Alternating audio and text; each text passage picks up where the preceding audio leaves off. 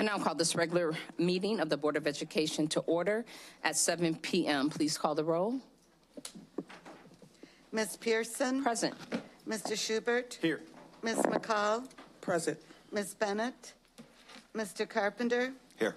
Ms. Haley? Here. Ms. Stanford? Here. With 6 present, 1 absent, we have a quorum. I'll now take a moment of silence, followed by the Pledge of Allegiance.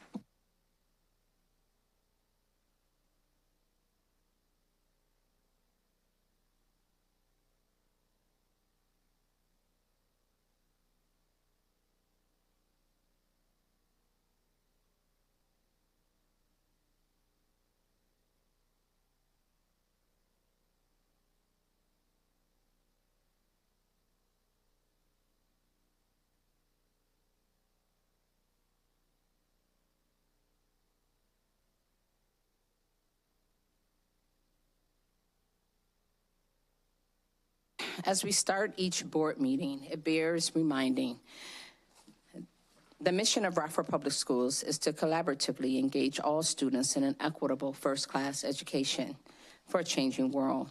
Before going any further, thank you to Ms. Kim Pedersen and Aaron Hill, who are working behind the scenes to produce the board's broadcast via YouTube live stream and Comcast Channel 20. We are now on to the petition and communication portion of our meeting, where we invite the public to make comments. The board will not respond to comments at this time if it is appropriate.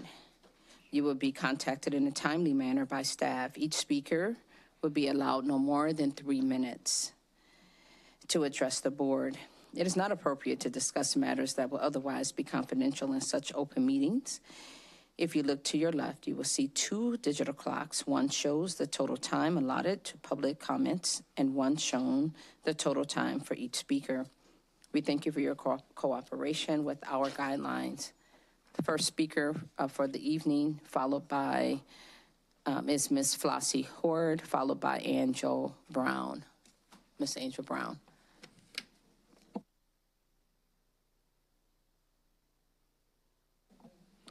Please make sure you turn the mic on, Ms. Flossie.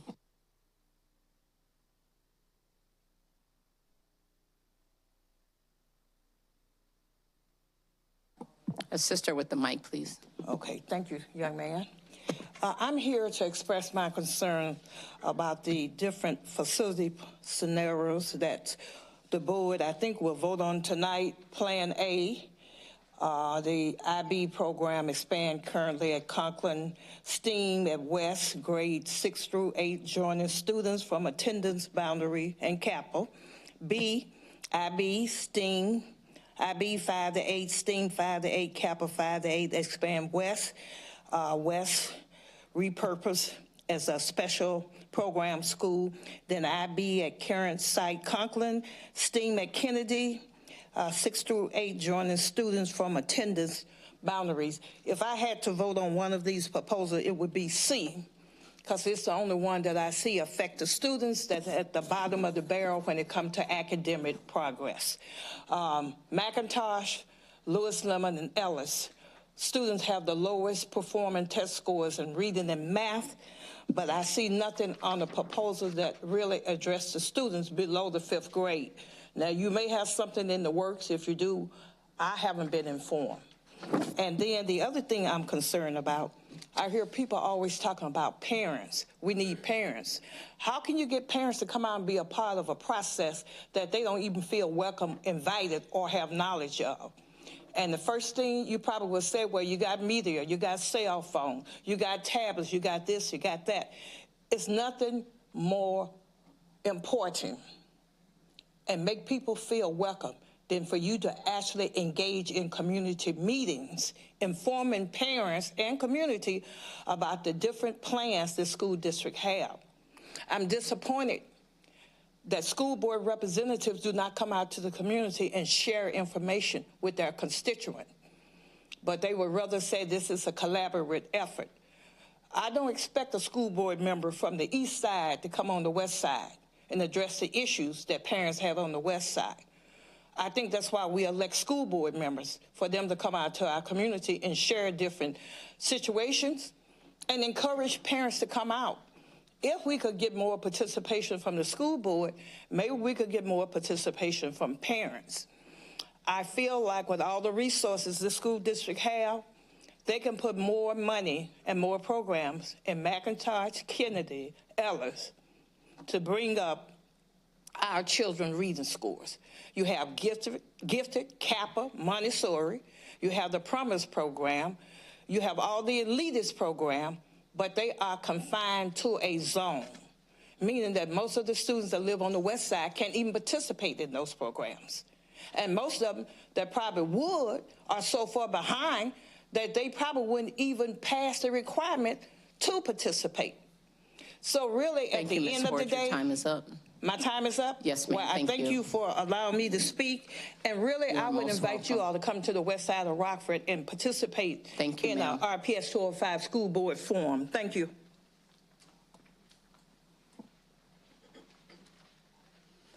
Hello, board members. My name is Angel Brown, and I come to you today because I appealed the decision for my son not to go back to high school, but for him to be acknowledged for the days that he had been absent for the notes that he have had from his doctor for missing school. My son do have asthma. The school gave my son asthma by him inhaling dust from the vent for 6 months, and I feel that it's not fair for my son to have to go to another school because of an issue that the school gave to him. My main concern is my son don't want to go back to high school, which I'm okay with that. But what I'm not okay with is if he did want to go back to high school, how would that affect him social and emotionally?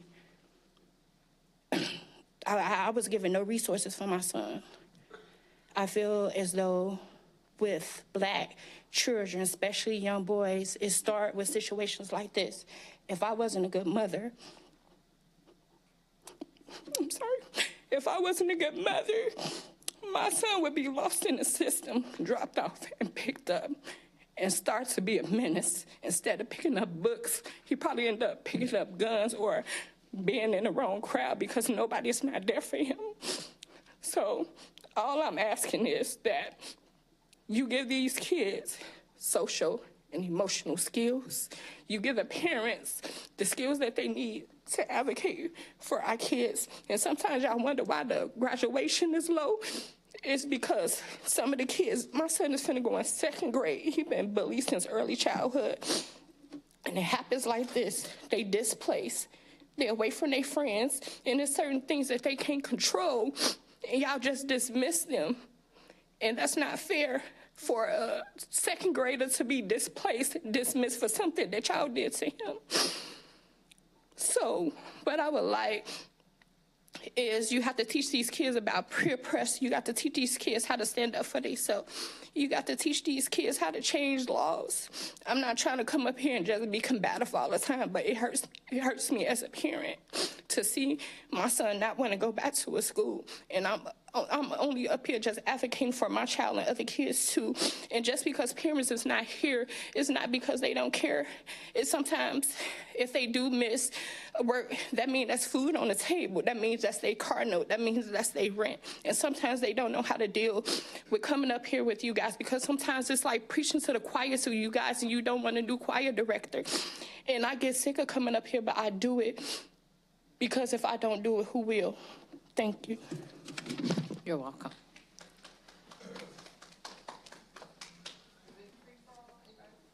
No, it's not. One moment, please. Just for public information, you have opportunity to complete a card prior to the start of the board meeting. Next speaker will be Mr. John Tack Bradley, followed by Ms. Carol Jambers-Smith. Good evening, school board members, and most of all, the people that's watching this today. Coming up on July the 22nd, we are going to be making history. We are going to be doing Scared Straight. Those that's not familiar with Scared Straight, what we're going to be doing is taking youth between the age of 15 and 30 to the jailhouse, where they're going to visit the inmates. After we leave the inmates, we're going to go upstairs to the courtroom, where we're going to have a talk with the judge, the state's attorney, the public defender. We also is looking forward to the Power District being there. We're also looking forward to Dr. Reed being in attendance there, and Youth Service Network. The subject we're going to be talking about when we speak with the judge and the different officials is talking about Project 2025 and also the bail bond, and also not just talking about the negative things, because the age group between 15 and 30 years old that's locked up in jail is us. And if we don't find alternative programs for them, for example, a lot of our kids can play sport, as good at sports, but they don't have the funds to play sport. I'm a pure example of that, because as a child, I was once the leader of the Pipetown Gangster Cherokee Rangers, and I went from being a gangbanger to being a productive individual by playing sports, and I didn't have no funds to play sports. But I also want to mention the fact that the Power District is going to supply the food for us. So we're going to have a discussion at District 1. I want to take a time out and a pause to say good luck, Earl Dyson Jr. on your trip. We're going to miss you. But one thing I can say, I'm asking Dr. Garrett, if when you replace Earl Dyson Jr., that you replace him with someone that could also been providing us with a school bus. We've been taking kids to the Cyber Museum. We take them to Chicago. We take them to the Wisconsin. We take them out the hood, show them something positive and what have you. I know Dr. Reed might still be around for a little bit longer. We're not sure about that.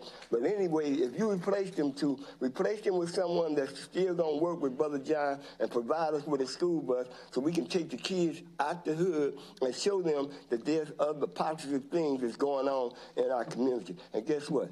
I'm going to end my conversation right there. By the way, we got 150 people signed up to that want to go on this tour, but we're only doing 25 at a time. So it's very important that we have somebody from Dr. Reed's office and the Power District be there to talk to our young people, to give them an alternative, that there is more better place than going from the education system to the prison system. No, let's go from education to sports and job. Thank you for allowing me to speak. You're welcome, sir. Good luck. And God bless you on your trip. Thank you. We're going to miss you. Mr. Naylor, Ricky Naylor.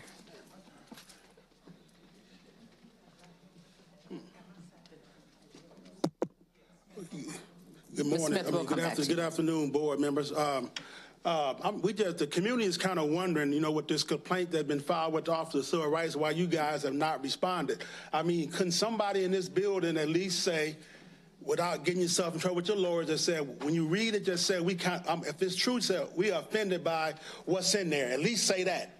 You guys have not made any comment at all about it. All these papers keep coming asking y'all questions, and you say we haven't heard, we haven't been notified yet. You know what that complaint is, and you know where it is online. You can go in there and read it.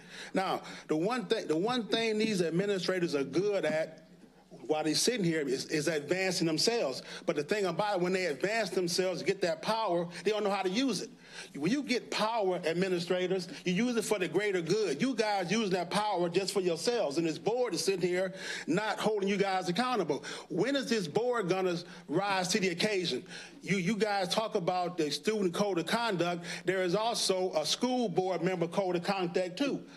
So, I mean, conduct, and you specifically could read number 9 and 10, where it said, if a parent or somebody got something to say to you guys, you got to listen to them. You don't say, did you read did you read the rules? Did you read the handbook? It doesn't matter about the handbook. It matters if they got a concern, you got to listen to it. And also says that number 9 or number 10, what it says you got obligation to respect the authority of the superintendent for his advice to you guys, but at the same time, you can go against that advice and get your own rules. Now, you guys got a budget right now that still doesn't include any money for early childhood transportation.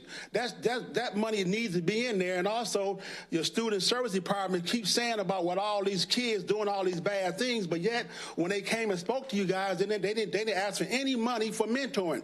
You got a $550 million plus budget, and you only got $51,000 allocated for mentoring service. What is that $51,000 going to do for all these grade schools that the student service is saying is off the chain, making teachers quit and stuff like that? And then when they presented that idea to you guys, you didn't even ask them, say, well, did you get any influence from these black experts how to deal with these kids? No, that's relying on white experts. So now you got a white administration trying to tell you black board members what to vote for and what not to vote for, and that's ridiculous. That's why it's more ridiculous that your school board is getting a complaint against it for conduct done by majority white administrators. You guys still ain't saying, hey, wait a minute, we got to get this straightened out. So what I'm saying is, if these guys ain't got that money put in that budget, you telling me, so okay, y'all got two choices. You go cut $7 million from that budget, or you borrow that money for mentors and early childhood transportation. Now, I think the ballpark could be about $7 million. And that's not radical, that's business. So, I mean, if you guys want these meters to back up off you guys, then rise to the occasion.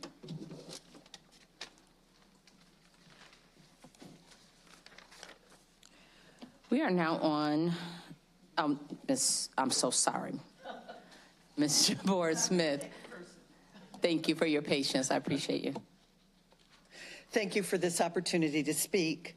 I'm part of a small but mighty group that believes reading fluency to be foundational to RPS 205.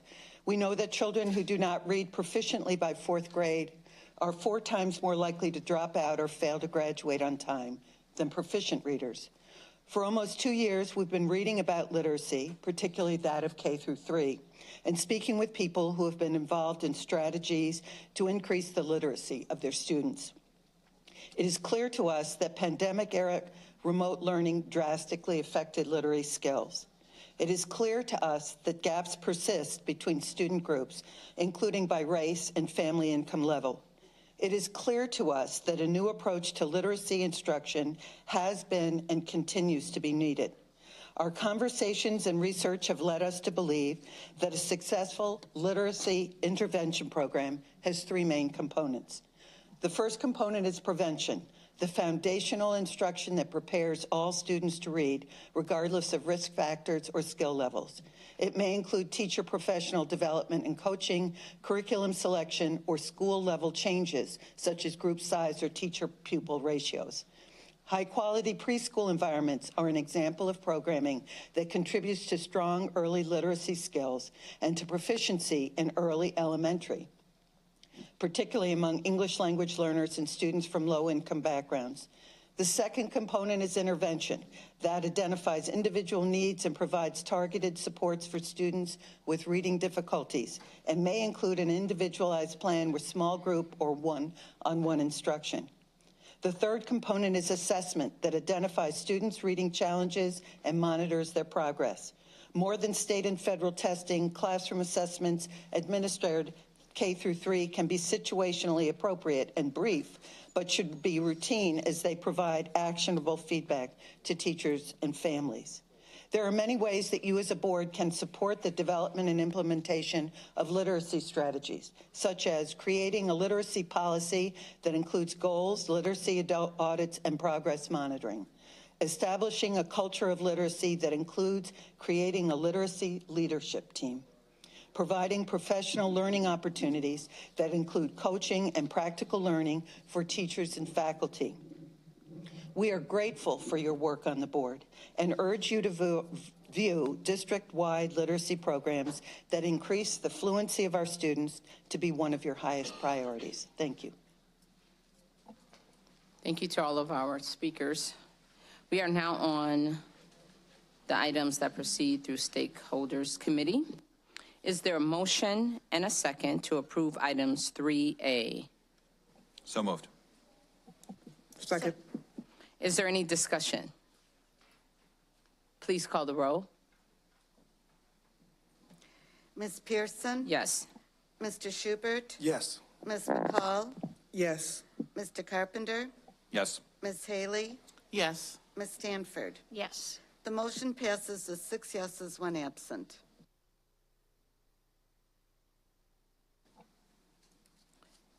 We are now on items that proceed through Planning and Development. Is there a motion and a second to approve 4A? So moved. Second. Is there any discussion? There is. So this is regarding the master's facility plan, correct? And so I have some concerns, but before I express my concerns, I want to make it abundantly clear to the general public. We had listening sessions regarding the master's facility plan. We welcome community members to come to collaboratively work together among their neighbors, friends, family, relatives, to attend the sessions regarding the master's facility plan. And there were some, they heard, Vice President McCall have reported out multiple times in regards to the master facility plan. Our meetings are viewed via YouTube and Channel 20. We encourage community members to be engaged in the flow of the meetings, so you'll be fully aware of discussions and what is going on. And so I want to make it clear that opportunity have been present for community engagement.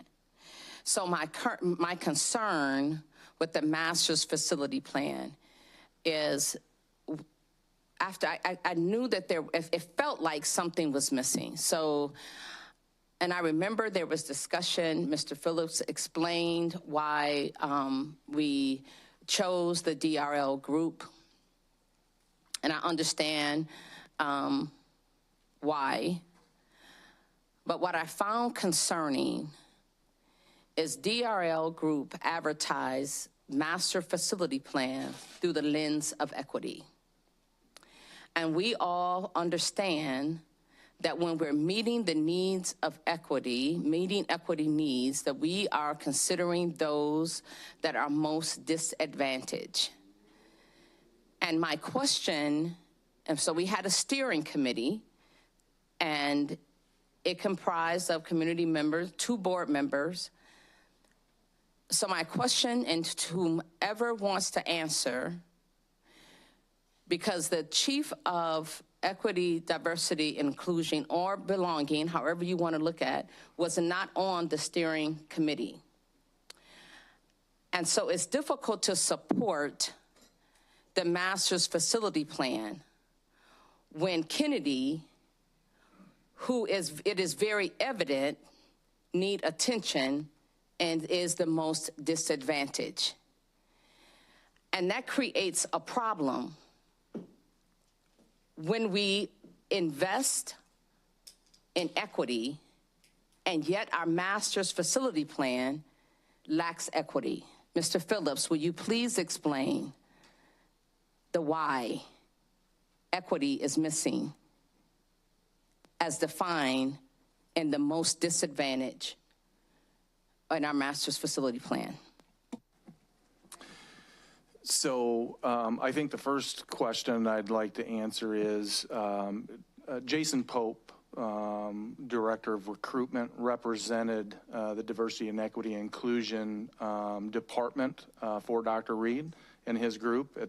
We did reach out to Dr. Reed to determine, because we felt it was important that somebody from that group was represented, and Jason was selected to be a part of that group. So that's who was representing us from that standpoint. As far as equity being included, we provided about 5 different scenarios to the steering committee that the steering committee reviewed, discussed, walked through with the guiding principles that they had developed during the process. In those scenarios, a number of those scenarios did include Kennedy as an option. And as the steering committee reviewed those options and discussed them, they felt best and decided that they were bringing forward, or wanted to bring forward as their recommendation, scenario A. They also brought forward 2 other scenarios, B and C, I believe. And we discussed those during our board retreat. So I don't think I wouldn't say there wasn't equity involved in this process by any means. And I would let maybe the board members speak to, again, why scenario A was selected as their recommendation. So and I see your light, Mrs. McCall and Mr. Carpenter. So they did speak as to the why, and they shared with that at the last meeting. So you can, of course, repeat what you said for the sake of public knowledge, but I definitely want to touch the equity piece. Thank you. I just want the idea that Kennedy wasn't considered is not accurate, or that it's not being considered in the scenario that's before us. Before you continue on, Mr. Carpenter, thank you. I want to be clear that it's not that Kennedy was not considered. We understood that Kennedy was considered. Kennedy was one of the options. I'm trying to, that piece is understood. I'm trying to understand by definition of equity and what our district have defined as equity, why it wasn't the selection. That's, if we just bring it on in, and based on equity. So finish your statement. Thank you. The proposal calls for millions of dollars to be spent at each of the middle schools. Kennedy is $3.5 million, almost $3.5 million. It's the most of all middle schools other than West. The other middle schools are $2 million, 1.9 million, 2.1 million. Kennedy is 3.5 million, almost 3.5 million. West is a little bit more than that because it involves moving STEAM, I think, to West. So it's a little bit more than Kennedy, but Kennedy is getting more money than any other middle school other than West. So I'm gonna let Ms. McCall follow up on that. Go ahead, Ms. McCall, Vice President McCall. Did you have anything to say to that? No. Okay. When you're saying, so in the simplest of forms, ways, we were tasked with developing a facilities master plan that's attached to a certain amount of funds that was allotted. Mm-hmm. Okay, so everything was, reviewed, different scenarios came, back and forth. The best option was selected to be brought to the board, and that was as a result of taking into consideration the previous master plan, the previous improvements and updates through each school. We had given information for all of the schools and how much, what has been updated and upgraded and everything, all the attention that was done facilities-wise to each building. So to me, saying that Kennedy is not being treated equitable is just not true. The facilities master plan is tasked on, not programming, but it's tasked on providing resources and things for the facilities. When you're saying, and this is to me, when you're saying that you feel that Kennedy is not being treated equitable, it seems to me like it's almost on a programmatic level, right? So what the committee was tasked to do as far as maximizing the funds that we have, the 180, what was it, million? 180, and to make sure that every school is getting attention. Every single school is getting attention. Mr. Carpenter just read out how Kennedy is receiving more than the other middle schools. So I'm just a little confused as to, are you talking programmatically or what? Because to me, there's tons of improvements that needs to be done to all the schools, right? But we only have a certain amount of money. Unless there's another way to fund or get more money to do more work, then that's what, the committee, that's what we would like to do. But we were confined by the amount of money that you have to get this stuff completed. Every single building is getting some of this money that's going into this facility master plan. If it's not, I'm sorry, strike that. That's it. Okay, so why don't you elaborate on when you further explain programmatically?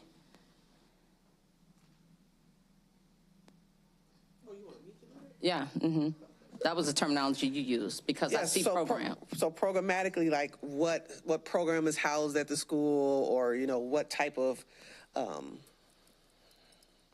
school is it that it's going to be. That's not on the table for the facilities master plan. The facilities master plan is strictly for the facilities. Okay, so. Mr. Phillips? I'm not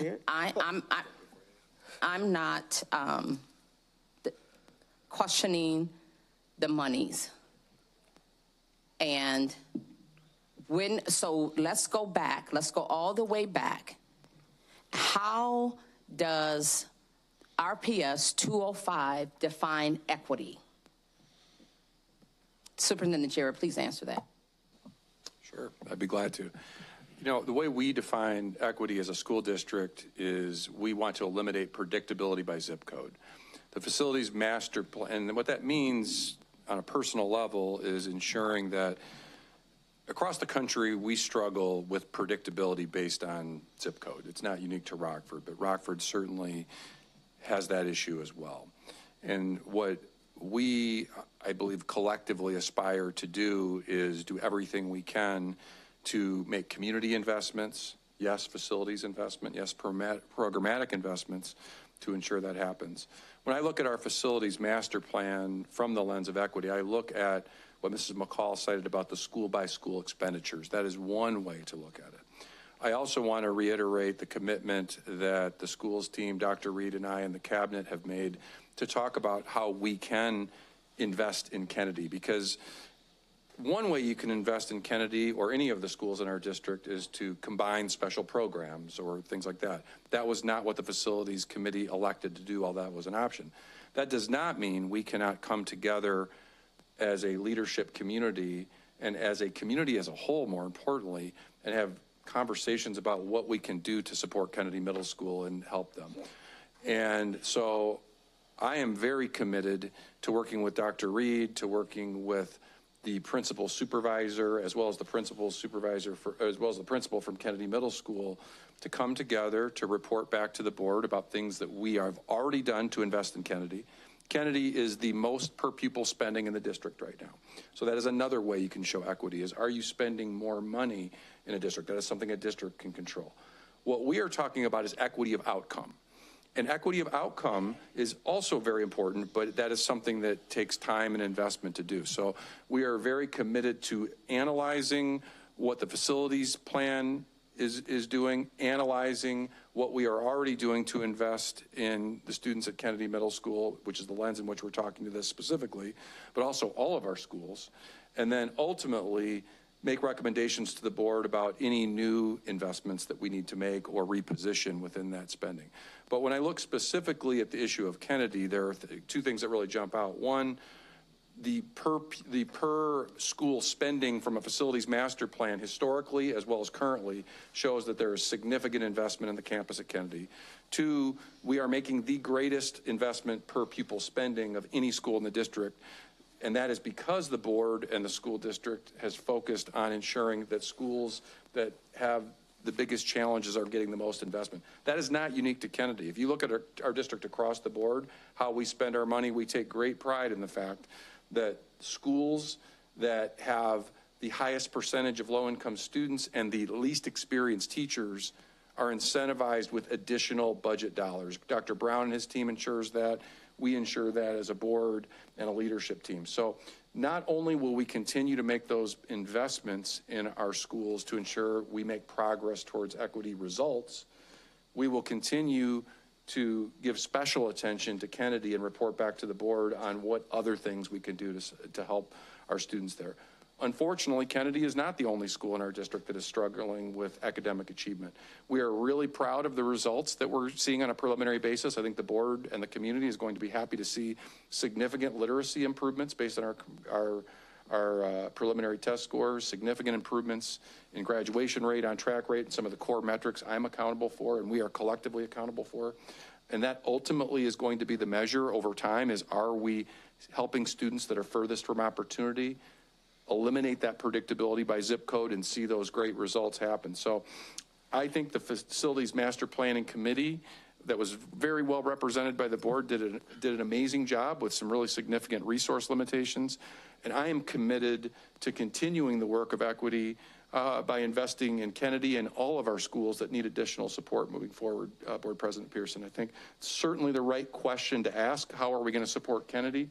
But I also want to be clear that the Facilities Master Plan decisions is only one piece of that investment. Budgeting, strategic support around the school improvement plan, and wraparound community services are also going to be an extremely important part of that. And I am committed to supporting in all of those areas and continuing to report to the board on our progress, not only at Kennedy, which has been specifically mentioned, but in all of our schools, because that ultimately is the vision.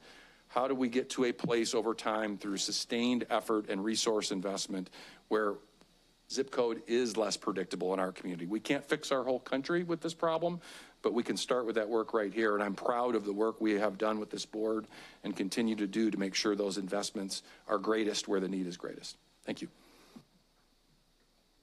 Vice President McCall. I'm sorry. Thank you very much for explaining that. So I want, again, to be, the reason why I pulled this is because, you know, former board members often talked about word salad or, you know, skillful use of words. And I just want to be, I've never questioned the dollar spent. We know that Kennedy has low census. Something has to happen about that because that's a contributing factor as to why we're spending more money there, okay? So let's not send an appearance of something that is not fully accurate. So that is a contributing factor as to why we're spending more money at Kennedy. So when I asked about equity, and I shared this with Dr. Reed, and I find it very interesting how when we go back, and I wanted to make sure that I was really understanding, and believe it or not, I do have a very clear understanding as to why the scenario was chosen. However, as I listened to the board retreat meeting, I don't recall Mr. Pope being present at the retreat. Did I miss that? Okay, so he was the equity representative on the steering committee, correct? And Yes.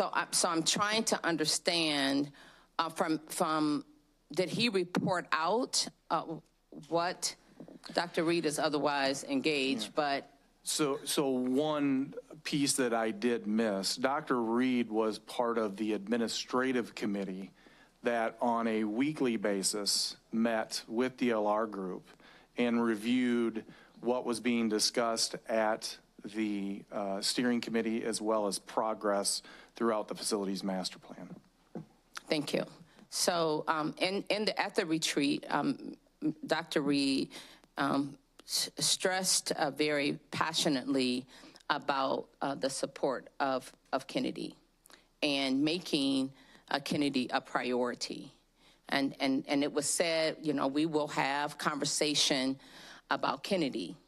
And I'm going to be very honest. We've been having conversations, and this is. Let me say this.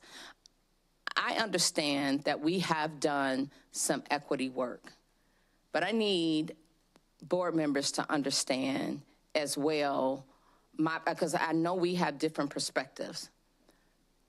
But when you contract a group who advertise, yes, and I'm going to continue to use equity in the sense of making those that are least advantaged a priority, that appears to be missing from the master's facility plan when the group that we hired advertised master facility plan through the lens of equity, that our steering committee did not grasp that. And in supporting the scenarios. So Kennedy we could have invested special programming at Kennedy.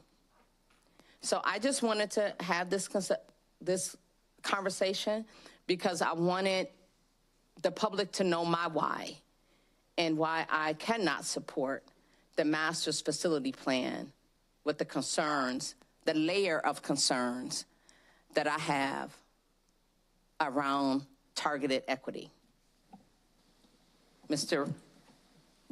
Carpenter. Thank you. I just want to, the facilities master plan at the very beginning of the steering committee developed guiding principles. Two of those, I think, they don't say the word equity, but they relate to equity. They say, our schools will reflect the community to promote a sense of belonging, and our district will balance the needs of all students, staff, and programs, and how various learning models can work with existing school facilities. And those guiding principles led every discussion, every meeting. We started off with those guiding principles, going over them. So I don't think that, to say that that the steering committee didn't get equity, I don't think is fair to the steering committee, and I don't think it reflects what happened at the steering committee meetings. Okay, Mrs. Stanford. I just want to say that I don't share your opinion. I believe that this plan that's coming forward to us is equitable. Kennedy has been discussed, and I have been assured personally by Dr. Reed and Dr. Jarrett that there is going to be continued support at Kennedy and continued investigation at Kennedy into why they are not succeeding, and that we are going to come up with a plan to help them. And the facility master plan is not necessarily the place to do that. They are getting their building upgraded the way that they need it, obviously with the $3.5 million, but that's not going to help the issue at Kennedy. We have to get to the bottom of what's going on at Kennedy and come up with a plan going forward. I don't think throwing a special program in there right at this moment is the answer. I think we need to figure out, and again, I've been assured that that's going to happen. Vice President McCall. I just wanted to also agree with what Mr. Carpenter has said. You know, that was the leading charge before each meeting, even when we were with the community, you know, in the community meetings as well. We have several people in the gallery who are also on the committee and who attended some of those as well. And just to piggyback off of what Mrs. Stanford said, the Facilities Master's Plan is not the place where we look to figure out how, and I'm gonna go back to programmatically, solve some of the issues at Kennedy. And I also want to also point out, there was a scenario where some programs and things could be put at Kennedy. Mm-hmm. And all that is all listed as why or you know, how it could be successful. So also, I don't want it to be stated that Kennedy was not given an equitable chance when there is a scenario on there where that puts some of the programs at Kennedy as well for usage. So I just want to be clear that that's what happened. Okay, so we all understand that we don't have to agree with each other. We respectfully agree to disagree. And so I'm going to state again. I never said that the steering committee didn't consider Kennedy. I said the steering committee did not make Kennedy the recommendation. And if we are going to partner with organizations, and again, I advocate for Kennedy because when we look at the other schools, it is the greatest school in need. That's right. Please, Ms. Flossie, no outbursts. Thank you. I appreciate that. So we will agree to disagree, and going back to the words that wasn't said, but it was supposed to be understood as equity. Again, why do we have to avoid the word equity? Like, there's, Mrs. Vice President? I again, I don't want it out there. The word equity was not avoided. You know, everybody put together. Was it there? Everybody, I'm not going to rewind back to months ago. In the final statement that was agreed upon, you know, it wasn't like it was intentionally or maliciously saying no equity. So I just want to make sure that the community knows that. It just happened to be putting together a mission statement, sort of say, type of a environment where we put together, you get the inputs from everybody that's involved. Unfortunately or not unfortunately, I don't know, the word equity itself just didn't come up. Just wasn't there.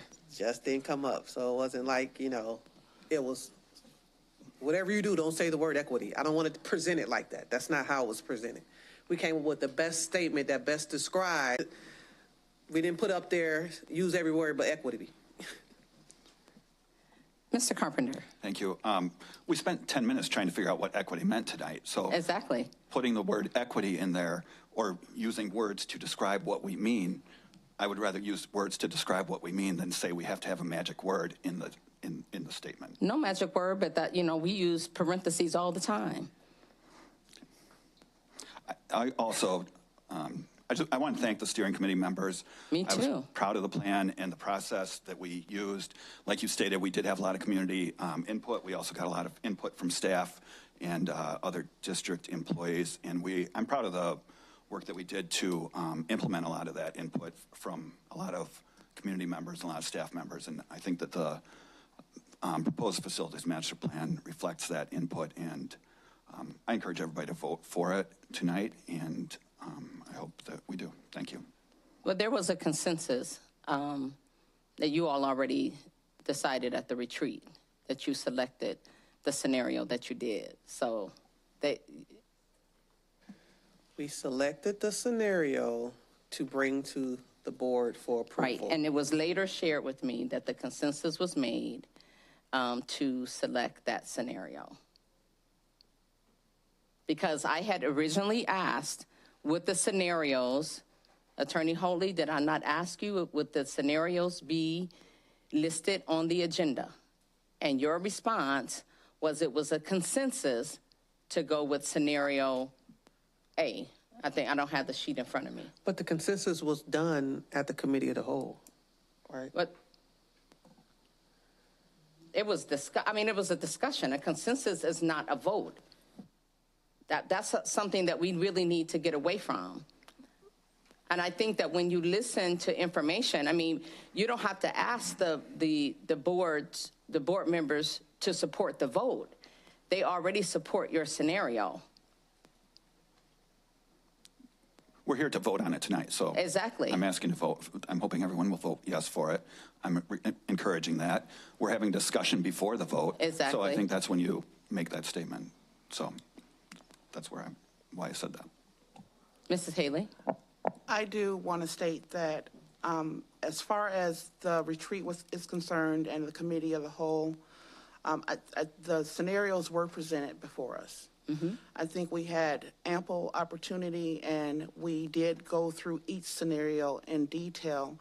And I think each board member truly considered each scenario and what was best for the district and our students in this district, and for the students at Kennedy. And scenario A came out to be the scenario that I thought was best. I'm not sure, maybe there was consensus, but I know what I supported as far as the scenarios that were presented. As far as equity is concerned, I think that equity was considered as far as when we're looking at the location at Kennedy as opposed to the other locations that were considered. But when we consider equity, we also have to consider not just monies that are going into the facilities master plan. I think, again, programmatically, we will continue to keep attention at Kennedy so that we can make that the programs that are going there, the facilities is in a place where it supports the programs and it supports growth of additional programming. So I just want to make it clear that I felt that we had ample opportunity, and we reviewed each scenario and had and made decisions based on what was best for the students in the district. Thank you, Mrs. Haley. I appreciate that. We also had a discussion at the committee of the whole, of which no members other than Ms. McCall and Mr. Carpenter participated in. I certainly, again, I respect the views of other board members, and sometimes you just have difficult conversations. I'm going to stand on what I support, and I've always said from the beginning, sometimes you have to stand alone in a matter, and I'm willing to do that. And yes, we will keep an eye on Kennedy and make sure that Kennedy needs and get what they need to be in order to be successful. I do think that we have missed an opportunity to have special programming at Kennedy, and it would not have been, it would have changed some zones, and the population would have grown, no doubt. I think that there were many advantages of having special programming at Kennedy, but I appreciate the conversation. It was worth having yet again, but again, I wanted to express and have this discussion further to make it very clear why I stand where I stand. And yes, we will definitely be revisiting how we'll be handling Kennedy going forward. Please call the roll. Mr. Schubert, So just to be clear, we're voting on, on option A right now? yes. Yes. Ms. McCall, Yes. Mr. Carpenter, Yes. Ms. Haley, Yes. Ms. Stanford, Yes. Ms. Pearson. No. The motion passes with 5 yeses, 1 no, 1 absent.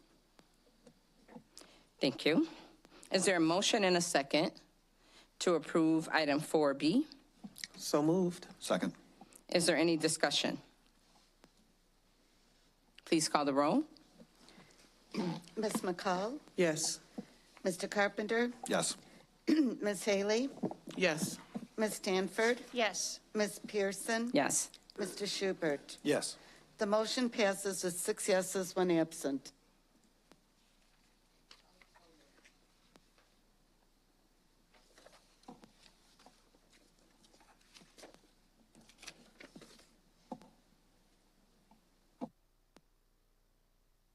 We are now on board policies that proceed through governance. Is there a motion and a second to approve board policy set forth in section 5? So moved. Are there any board policies in section 5 board members wish to have pulled? Second. Okay, thank you. Are there any policies board members wish to have pulled for separate consideration?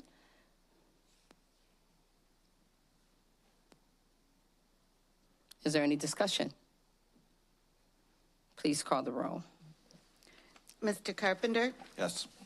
Ms. Haley, Yes. Ms. Stanford, Yes. Ms. Pearson, Yes.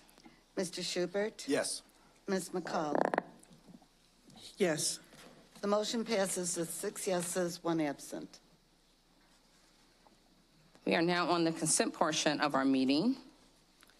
May I have a motion and a second to approve items listed in section 6? So moved. Second. Are there any consent items board members wish to have pulled for separate consideration?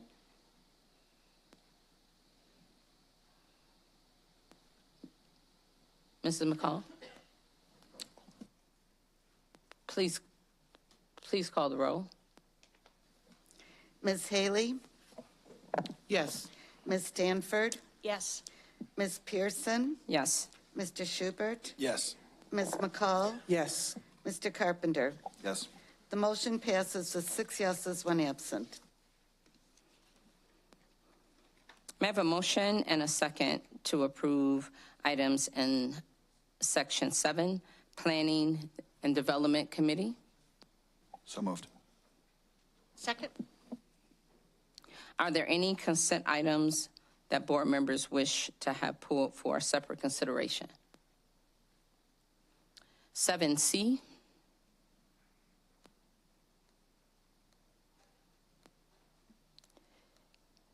Getting adjusted to diligent. 7C should be SOAR. So I just have a question. There was a question asked on.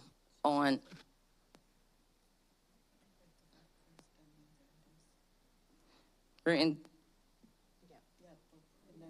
Yes, please call the roll. Ms. Stanford, Yes. Ms. Pearson, Well, hold on. Items not pulled, correct? yes. Yes. Mr. Schubert, Yes. Ms. McCall, Yes. Mr. Carpenter, Yes. Ms. Haley. Yes. The motion passes with 6 yeses, 1 absent. Thank you. Consent item C have been pulled for separate consideration. Is there any discussion? Yes, there is. Questions anyway. So there was a question asked on discipline that would be coming to the board from SOAR. would we be getting that information? Can you explain the process of that? Will it be any different than what we're doing now? Because I thought you said it wouldn't be going before the board. Can you clarify that? So let me just make sure I understand what you're asking. So in terms of student code of conduct violations? Correct. Okay. So our intention is to support students before we get to repeated code of conduct violations that you would see. That is our intention with this program, is to support early and intensively so that we do not get to repeated behavioral incidents for our youngest students. Okay, but in the event that you do, those will be coming to the board, correct? In the event that they do and that they are appropriate to come to you, yes. Okay. And the other question is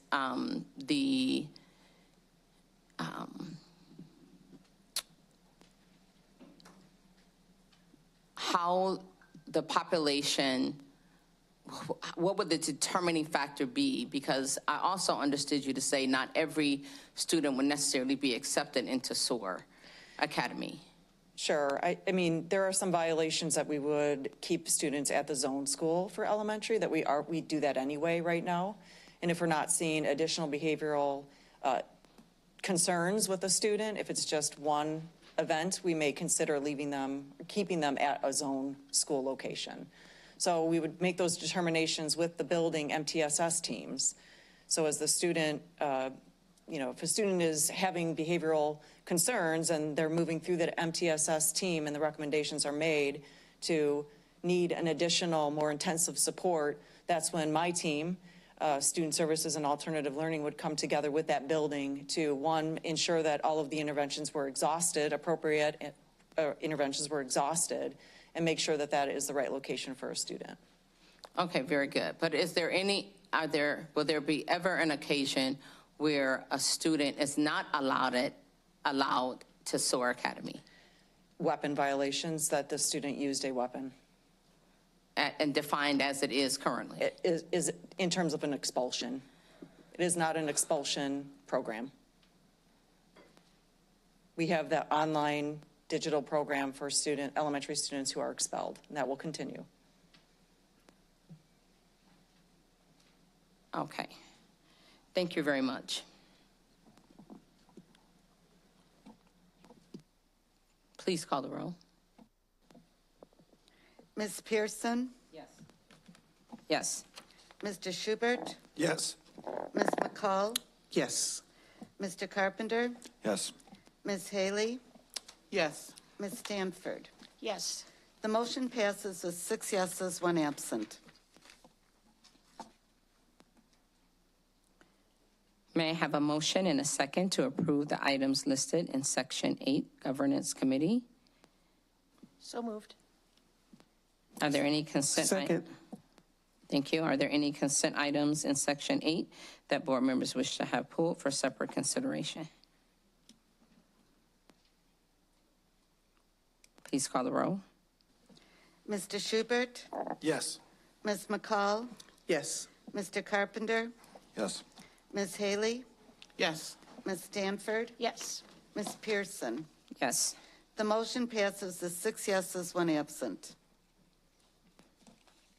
We are now on closed session consent agenda, including workers' compensation settlement agreement, workers' compensation settlement agreement SS. The first one was LR, appointment of Claudia Zumba as 10-month elementary dean assigned to Rolling Green, appointment of Sally Medeiros as 10-month elementary assistant principal assigned to IB Conklin, appointment of Gerald Scott Erdman as 10-month assistant principal assigned to West Middle School, appointment of Julie Chandler as 12-month early childhood principal assigned to Nash Holt Early Childhood Center, appointment of Brian Lamb as 12-month elementary principal assigned to Ellis Elementary School, and HR organizational report. May I have a motion and a second to approve the items in Section 9 closed session consent?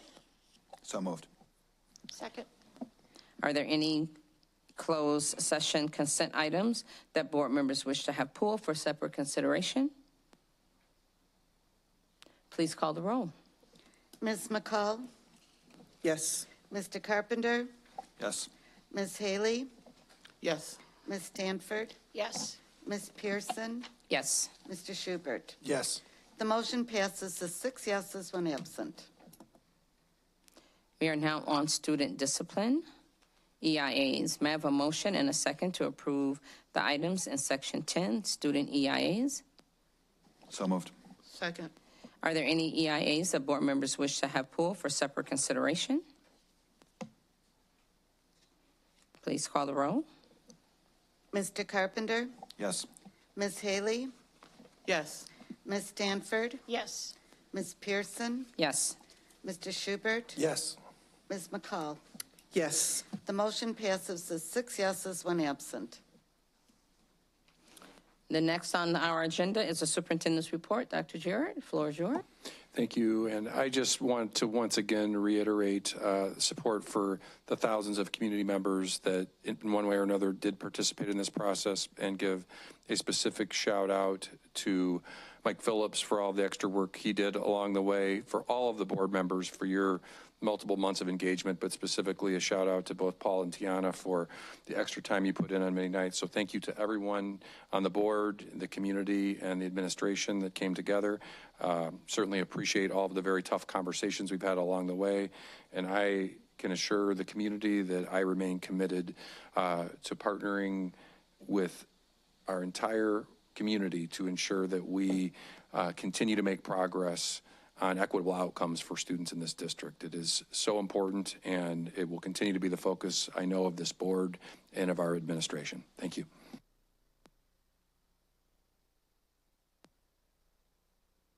Agenda provides opportunity for board members to discussion. Are there any board member comments, action steps, other business, new business, or agenda recommendations, or any other matters to discuss?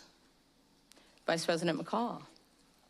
I just wanted to bring to the attention that on yesterday at the Republican National Convention, we had a former Auburn Knight student and Kappa student, John Stanford. He sang the national anthem and opened up the convention.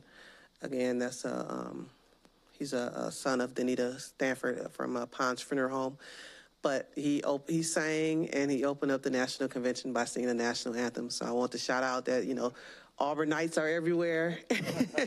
And this is some of our talented students. I can't remember what year he graduated. It's not been too far along, but so I just want to make that announcement, and that's it. Anyone else? If there's no further business before the board, I'll take a motion and a second to adjourn. So moved. Second. Thank you. You all have a good night.